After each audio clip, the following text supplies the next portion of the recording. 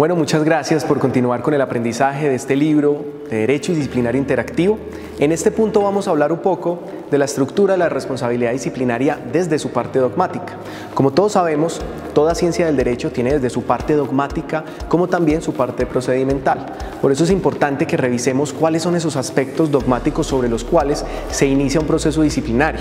Así, cuando un servidor público en algún momento incurra en alguna falta, pues va a tener que pasar por esta serie de pasos, los cuales siempre tienen que ser analizados por una autoridad disciplinaria. Esta estructura de responsabilidad disciplinaria es basada en el libro de la culpabilidad del profesor John Harvey y Pinzón Navarrete, el cual está datado en el libro, con lo cual vamos a empezar entonces por el primer ítem, que es la capacidad. Esta capacidad obviamente nos va a determinar a nosotros cuál es la condición de ese servidor, si realmente es servidor público o es un particular o es un contratista, para que sea sujeto disciplinable. De allí vamos a revisar la conducta. Esa conducta puede ser por acción o por omisión y también que la misma sea relevante para el derecho disciplinario. Allí, ya una vez determinemos que hay capacidad, que el servidor público realmente tiene una vinculación con el Estado, luego determinar que esa conducta sí es relevante para el derecho disciplinario, pues vamos a empezar a revisar estos tres ítems siguientes. Vamos a hacer un juicio de adecuación para revisar la tipicidad, es decir, que la conducta que realizó ese servidor público encaje dentro de los tipos disciplinarios que tiene el código, que recordemos son tipos de textura abierta.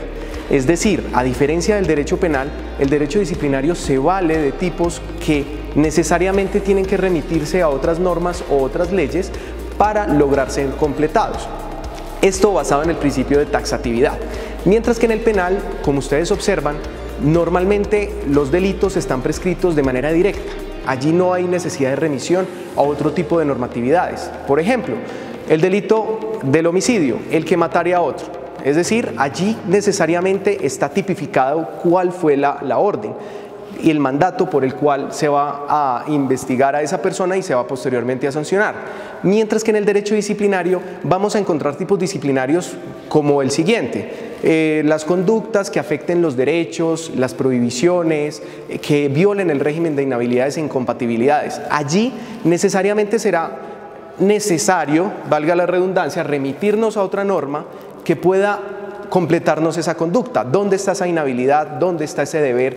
¿Dónde está esa prohibición en la cual vamos a empezar a revisar esa conducta del servidor público? Entonces allí esa tipicidad es el cumplimiento como tal de ese artículo 29 de la Constitución Política y también ese mandato del principio de legalidad que está instituido en la ley disciplinaria. Entonces, a pesar de que no aparece en el código como tipicidad, sí aparece como principio de legalidad, el cual es esa materialización propia de ese principio.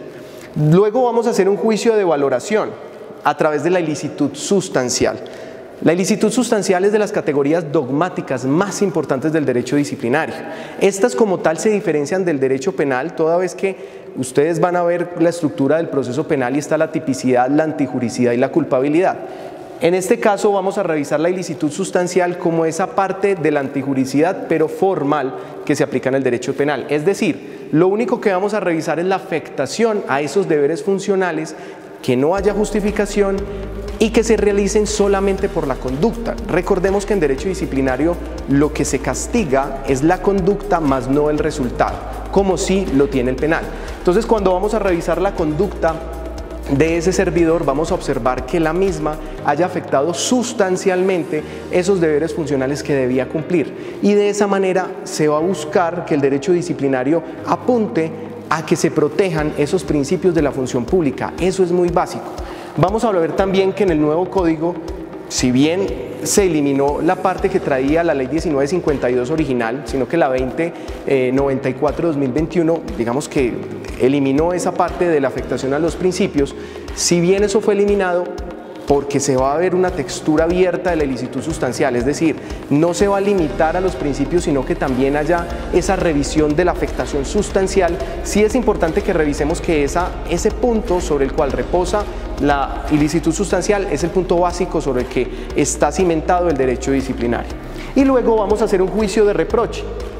Ese juicio de reproche vamos a observar la culpabilidad. Ustedes van a encontrar la culpabilidad de dos maneras.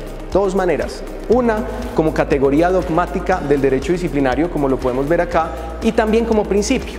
Esa parte como principio está dirigida desde la misma Constitución Política, desde ese artículo 29 que invoca el debido proceso, en el cual se observa que toda sanción que se le imponga a un ciudadano tiene que ser adelantada y revisada a través de los aspectos, digamos, subjetivos. O sea, no se puede adelantar una responsabilidad bajo un juicio objetivo.